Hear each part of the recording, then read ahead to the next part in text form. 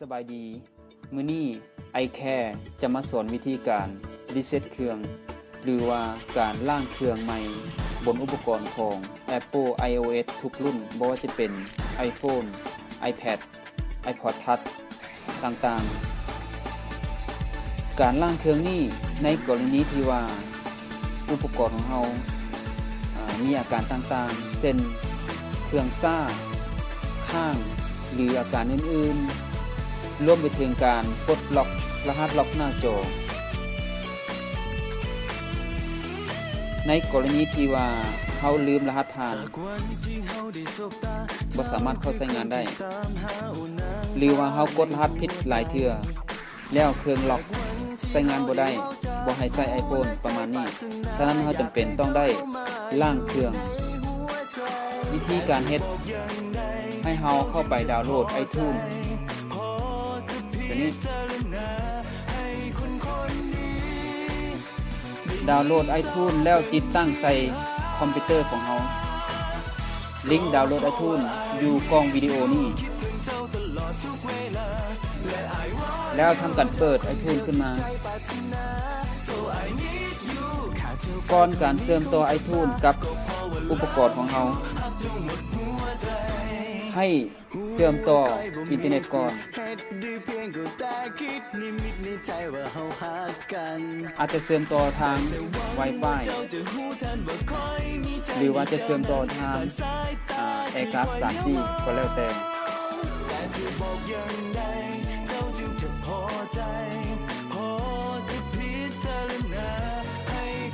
มาเบิ่งที่ iTunes ให้กดไปที่โลโก้ไอคอนอุปกรณ์ของเรานี่คลิกไปแล้วมาแทบ Summary ตัวนี้ในแทบตัวนี้จะมี2ตัวเลือก1คือ Check for Update เป็นการอัปเดตไปเวอร์ชันล่าสุด2คือ Restore iPhone เป็นการล้างเครื่องเป็นการรีเซ็ตค่าทั้งหมดในกรณีที่ว่าโทรศัพท์ค้างซ่าหรือว่าโทรศัพท์ล็อกรหัสล็อกต่างๆเราจำเป็นต้องได้ใส่ฟังก์ชันตัวนี้คือ Restore iPhone Restore iPhone ได้เลย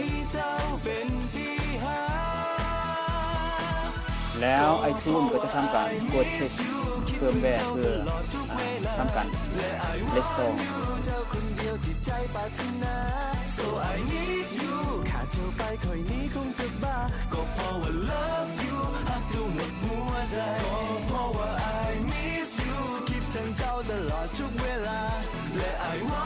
โอเคให้กดที่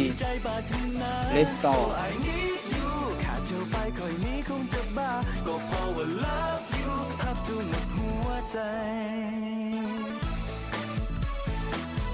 ให้กดที่ Next กด Agree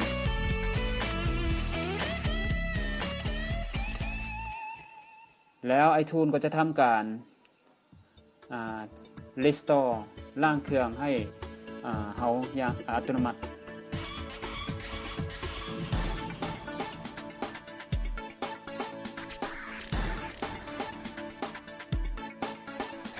ในขณะที่ iTunes กำลังดาวน์โหลดเฟิร์มแวร์ iOS เวอร์ชันนี้อาจจะใช้เวลาโดนพอสมควรฉะนั้นท่านใดที่อยากRestore แบบใหม่ให้เข้าไปดาวน์โหลด IPSW เฟิร์มแวร์ที่อินเทอร์เน็ตไปดาวน์โหลดเฟิร์มแวร์จากอินเทอร์เน็ตให้เข้าไปที่อินเทอร์เน็ตเบราว์เซอร์แล้วไปดาวน์โหลดเฟิร์มแวร์จากเว็บไซต์ตัวนี้ ipsw.me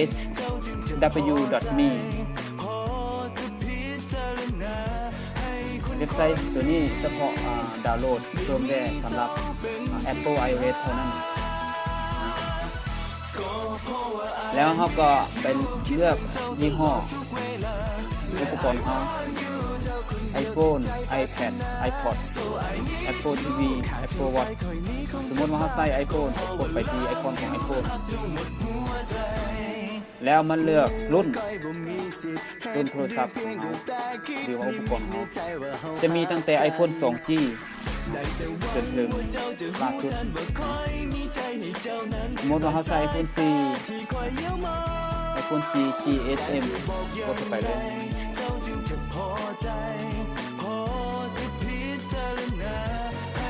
ขออธิบายในส่วนตรงนี้เนาะคือมันจะมีทราย IPSW กับผันทราย IPSW ความหมายว่าทราย IPSW นี่จะเป็นเฟิร์มแวร์เวอร์ชันที่มีสัญญาณหมายความว่าเราสามารถนำไปรีสตอร์หรือว่าไปล้างเครื่องจาก iTunes ได้เวอร์ชันนี้แล้วก็เป็นเวอร์ชันล่าสุด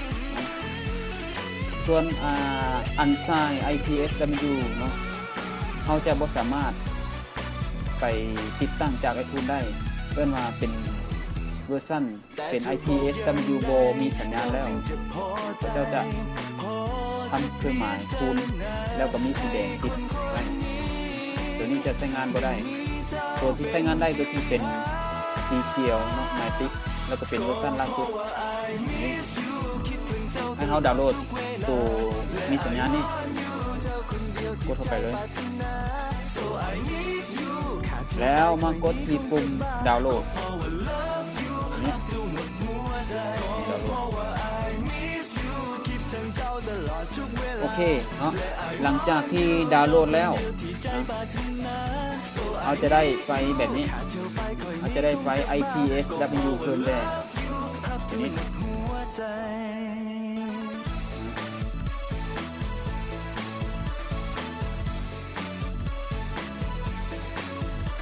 เอามาไว้ที่เดสก์ท็อปที่เลยแล้วเราก็เข้าไปที่ iTunes นะครับเข้าไปที่ iTunes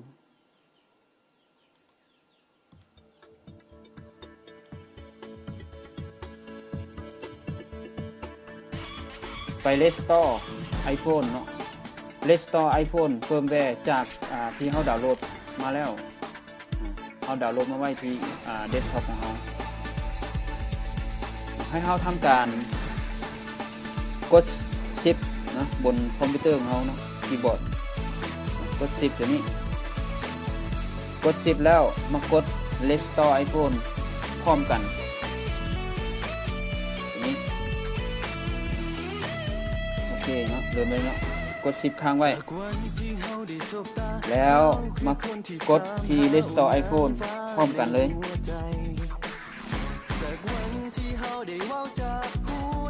แล้วเราก็ไปเลือกเอา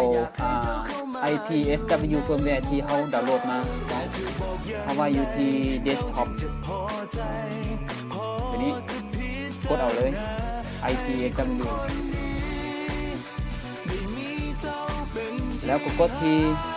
Restore iPhone iTunes เนาะจะทำการ Restore อุปกรณ์ของเราอย่างอัตโนมัติการ Restore เครื่องก็อาจจะใช้เวลา10 ถึง 15 นาทีนะ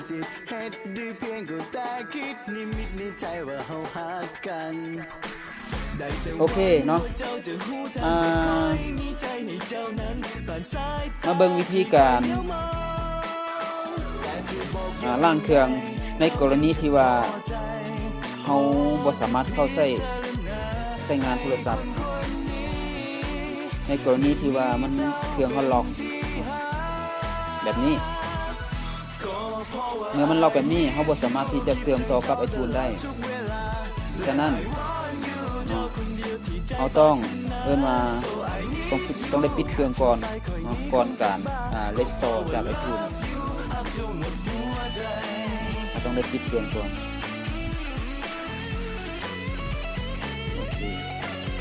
ตัวนี้เป็นในกรณีเฉพาะแต่ว่าเราบ่สามารถเข้าใช้งานเครื่องได้ บ่ฮู้รหัสมันล็อกอยู่แบบนี้นะฉะนั้นเราบ่สามารถที่จะเชื่อมต่อกับ iTunes เพื่อrestore เครื่องได้เราจำเป็นต้องได้ปิดเครื่องก่อน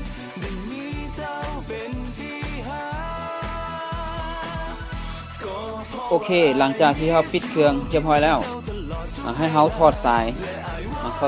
เคเบิลนี้ออกก่อนหลังจากนั้นก็เสียบเข้าไปพร้อมทั้งกดปุ่มโฮมตัวนี้กดปุ่มโฮมตัวนี้ค้างไว้แล้วก็เสียบสายนี้เข้าไป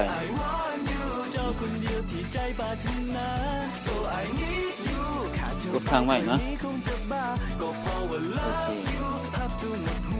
กดปุ่มโฮมค้างไว้วันนี้เขาจะเห็นว่าโลโก้ของ iTunes เนาะให้เขาเชื่อมต่อ iTunes ตัวนี้เครื่องเขาก็จะเชื่อมต่อไปที่ iTunes จะมาในรูปแบบนี้ให้เขากดที่ restore เครื่องตัวนี้ปุ่มตัวนี้ restore เครื่องถ้ากด restore ตัวนี้มันจะดาวน์โหลดเพิ่มแวร์เพื่อทำการรีเซ็ตเครื่องแต่ว่าถ้าหากว่าเขาดาวน์โหลดเพิ่มแวร์มาแล้วถ้าเขาดาวน์โหลดเพิ่มแวร์มาไว้ที่คอมพิวเตอร์เขาแล้วให้เขากด10เช่นเดียวกันที่ได้เหตุผ่านมาเนาะกด10ตัวนี้กด10พร้อมทั้งกด restore พร้อมกันโอเคเนาะ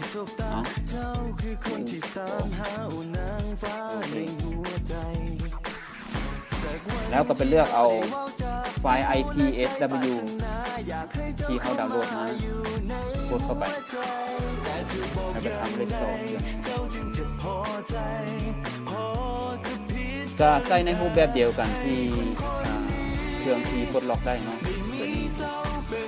เพียงแค่ว่าให้เขาปิดเครื่องแล้วถอดสาย USB นี้ออกแล้วกดปุ่มโฮมค้างไว้แล้วเสียบสายเคเบิลนี้เข้าไปแล้วก็ทำการติดตั้งเช่นเดียวกัน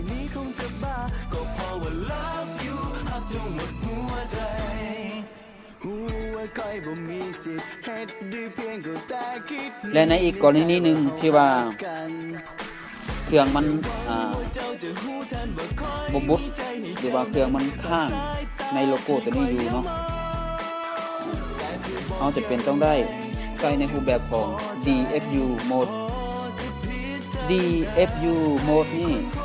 ในกรณีที่ว่าเครื่องมันข้างหรือว่ามัน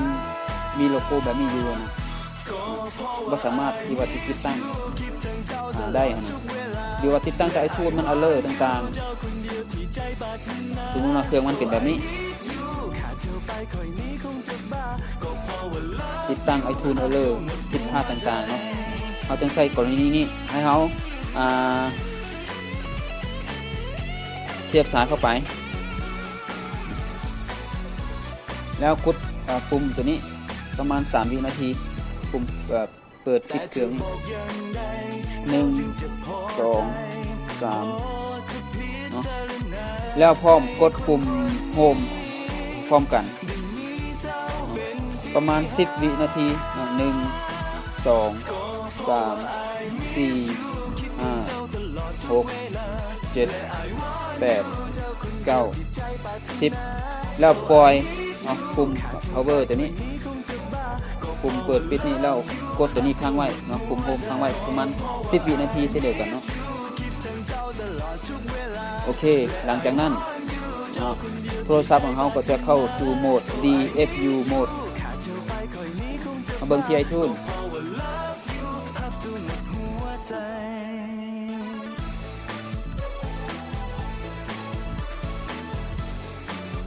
โอเคiTunes ก็จะเด้งให้เขาทำการอัปเดต Restore ได้เช่นเดียวกัน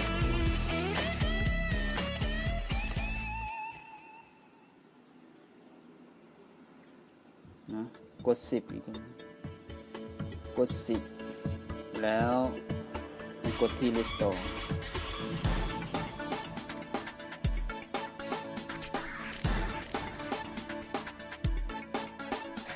จะเลือกไว้ที่เขาดาวน์โหลดมา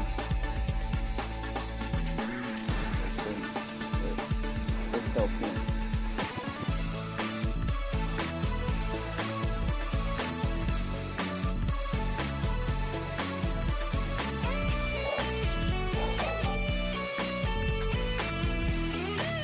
เอาก็รอดท่าเนาะรอดท่าไอทูนทำการรีเซ็ตเครื่อง Desktop จะใช้เวลาจากนั้นจากวันที่เฮาได้เว้าจากหูและใจปรารถนาอยากให้เจ้าเข้ามาอยู่ในหัวใจแต่จะบอกยังไง การ เจ้าจึง เล จะ ส พ ตอ อ ร์ ใจ เฟิร์มแวร์ของไอโฟนทุกรุ่นว่าจะเป็นไอโฟนไอพอดไอแพดก็แล้วแต่มันต้องเป็นเวอร์ชันล่าสุดเราต้องดาวน์โหลดเวอร์ชันล่าสุดอันเวอร์ชันนี่มันจะบ่สามารถเลสตอร์หรือว่าล่างเครื่องจากไอทูนได้นะ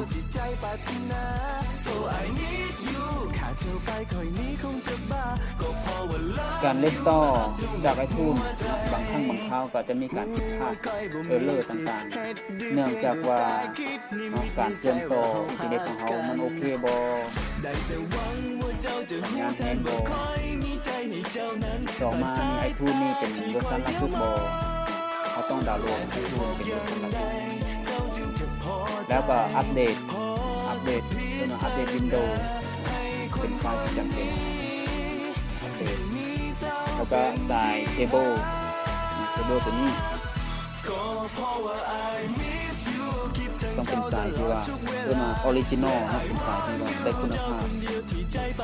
มาทุกอย่างโอเคแล้วก็สามารถติดตั้งได้แบบ 100%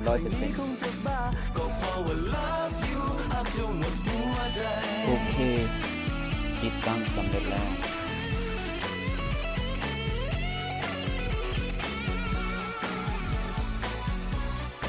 ให้เราไปตั้งค่า Activate เครื่อง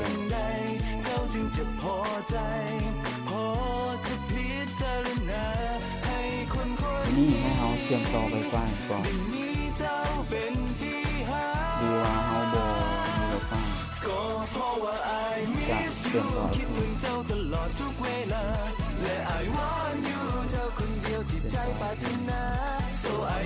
ชื่อขาดไปคอยนี้คงจะบ้าก็เพราะว่า love you รักเจ้าหมดหัวใจ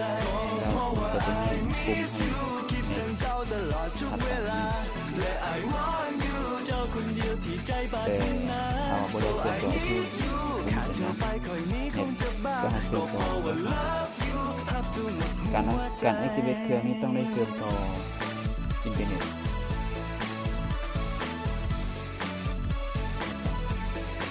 กดที่ enable Bluetooth location service set up at new iPhone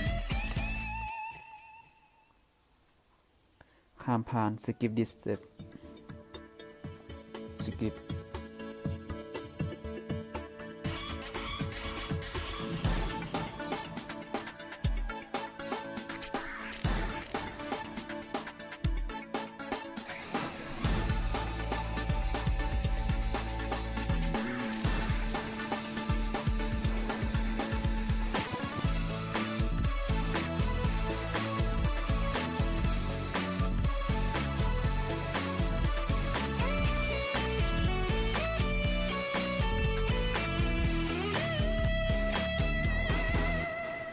agree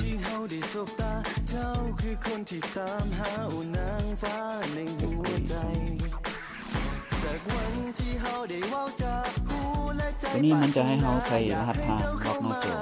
ถ้าเราอยากใส่โดนแอดดู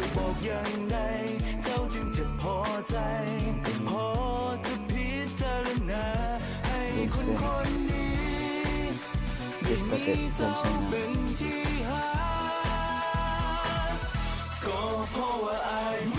โอเคเป็นการล้างเครื่อง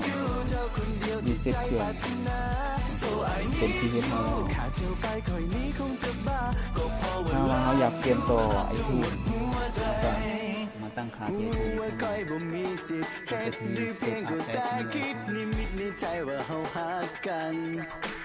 ได้แต่หวังว่าเจ้าจะหูทันว่าคอยมีใจให้เจ้า นั้นแต่สายตาที่คอยเลี้ยวมองแต่จะบอกยังไงเจ้าจึงจะพอใจพอจะพิจารณาให้คนคนนี้ โอเค จบไว้เพียงเท่านี้นะอย่าลืมกดไลค์และ subscribe เพื่อรับชมคลิปวิดีโอต่อไปขอขอบใจ เจ้าคนเดียวที่ใจปรารถนา so I need you ขาดเธอไปคอยนี้คงจะบ้าก็เพราะว่า love you อักจนหมดหัวใจ